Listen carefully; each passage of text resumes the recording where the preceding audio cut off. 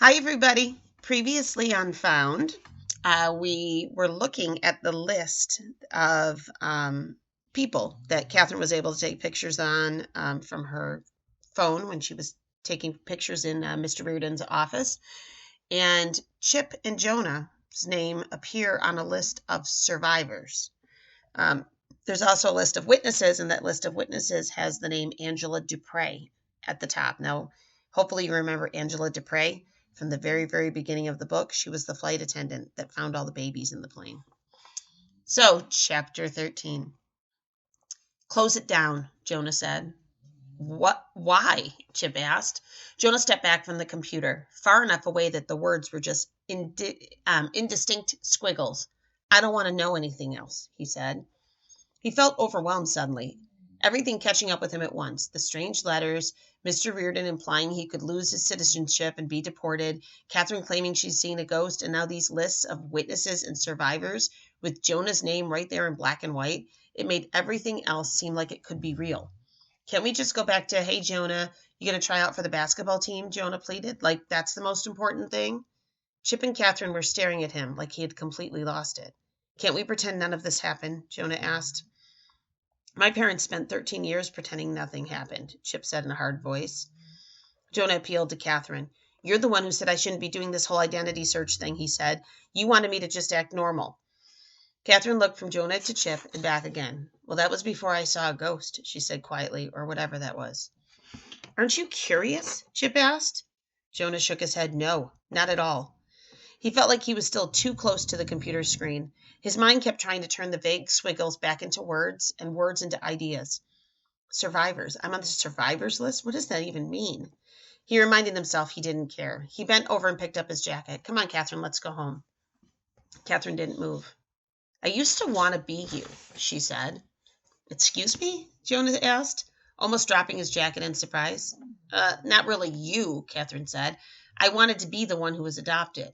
I thought it was so boring to have mom and dad as my real parents and birth parents. I used to pretend that I was adopted and that my other parents were a king and a queen or actors or singers or something exciting like that. Very nice, Jonah said sarcastically. I'm sure that little fantasy made you very happy. His hands shook as he pulled on his jacket. He stuffed them into his pockets. My other parents were probably drug dealers, he said, smugglers, wanted by the FBI. Catherine shook her head. You don't know that, she said. Well, Mr. Reardon does. No matter how hard he tried, Jonah couldn't keep the bitterness out of his voice. No, Catherine was staring at him. I don't think so, she said slowly. Didn't you see how Mr. Reardon was looking at you? It was like he was trying to figure you out. Like he doesn't really know who you are either. Oh, thanks a lot, Jonah said. Is that supposed to make me feel better? Catherine put her hand dramatically on Jonah's arm. Wait, she said. I think I just figured something out. Jonah waited. How stupid am I, he thought, that I'm obeying Catherine. Okay. I think I'm really right about this, Catherine said excitedly. See, part of my deal with mom and dad to get to go to the FBI with you was that I wasn't allowed to say anything while we were there. They actually thought they could have you go silent for 3 seconds without talking, Jonah asked. I didn't talk, Catherine said indignantly. Jonah considered this. He hadn't noticed at the time, but now that he thought about it, he couldn't remember Catherine saying a word in Mr. Reardon's office, just gasping.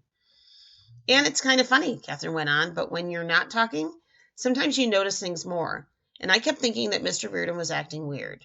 No duh, Jonah said. Catherine ignored him.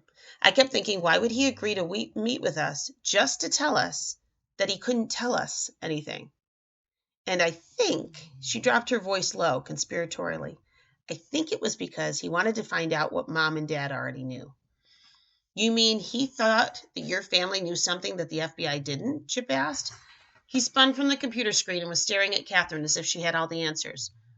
Maybe, Catherine said, back to her normal voice. Or he was afraid that we already knew some of the top secret information that he didn't want us to know. Didn't you notice how it was almost like he was trying to get mom and dad mad? You know how when people are mad, sometimes they say things they don't mean to. They reveal too much. I think that was what Mr. Reardon wanted mom and dad to do. Chip was squinting at Catherine. So how does this explain the ghost? He said. Well, that I haven't figured out yet, Catherine said with a laugh, but I will. She made this whole mess sound like it was just a challenging math problem. or as if she was working on a scheme to get Mom and Dad to let her stay up late on a school night and have nothing but ice cream for dinner. This was just as intriguing a puzzle for her. It wasn't her life. Whatever, Jonah said, jerking his arm away from Catherine's grasp. You can stay here until you figure everything out, but I'm going home.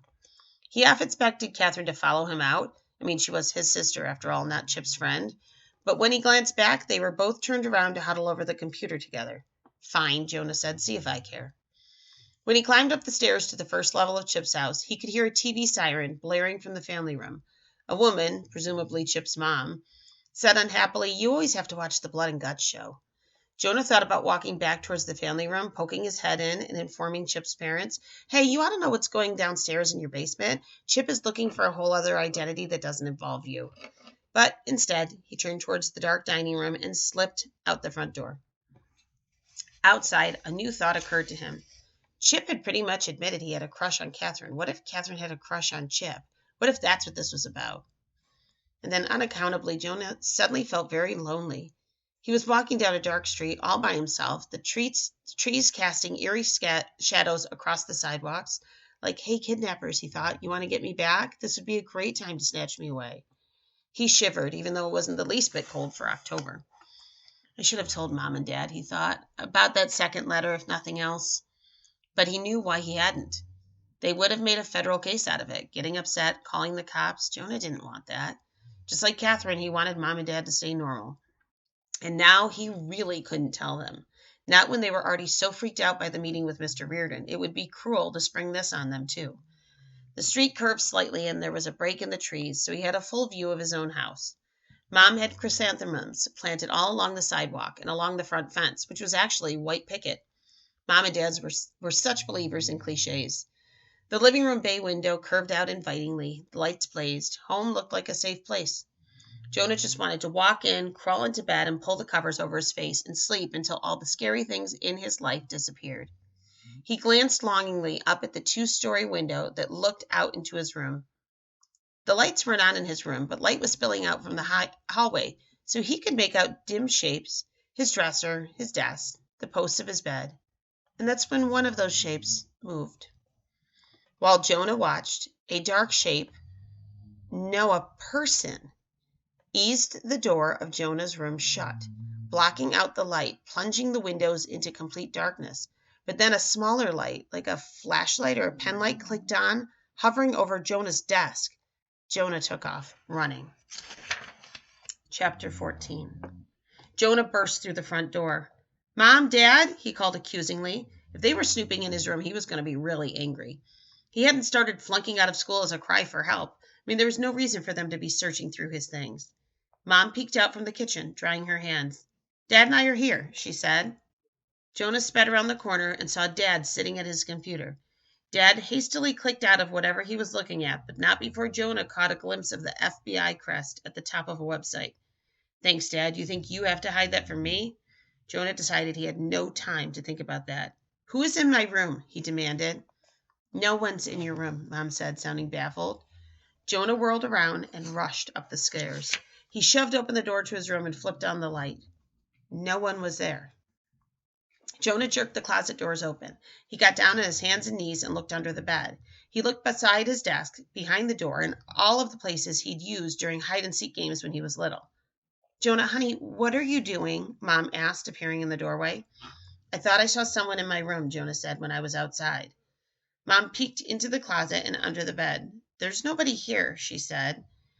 She took a shaky breath. Really, Jonah, if there had been an intruder, we would have heard them, because you know how the stairs creak. Maybe whoever it was didn't use the stairs, Jonah thought. Maybe he used a ladder at the back of the house. Or maybe it was somebody who could appear and disappear, like Catherine's ghost. Jonah didn't want to think about that. But he also didn't go back to the back of the house to look for a ladder. Dad walked into the room, laid his hands comfortably on Mom's shoulders. Jonah, if you really thought there was an intruder, you shouldn't have come rushing up here putting yourself in danger. You should have called the police, he said. Jonah sat on the bed. It was my imagination, I guess, he said sulkily. If I'd called the police, they probably would have been mad. But you would have been safe, Dad said. Mom sat down beside Jonah on the bed, and she patted his shoulder. You've had a hard day, she said. It's been a little overwhelming for all of us. Yeah, Jonah said absently. He was facing his desk where he dumped the contents of his backpack after school, before they had gone to see Mr. Reardon. Jonah had not been able to focus on his homework, not enough to do it, and certainly not enough to put it in a tidy stack. So he had a half-finished math sheet sliding into the paper, giving instructions for his next language arts paragraph, sliding into a sheet announcing the school's Halloween dance. But that wasn't what Jonah was looking at. On top of all those papers, Jonah could see another one that was half folded up, as if it had just been removed from an envelope. He wasn't at the right angle to see all the writing on the half paper, but he could see a little bit. It said "Beware." It was one of the mysterious letters that he had received, which he knew for a fact he had left in his top drawer under a collection of state quarters. And we are going to pause there. Until next time.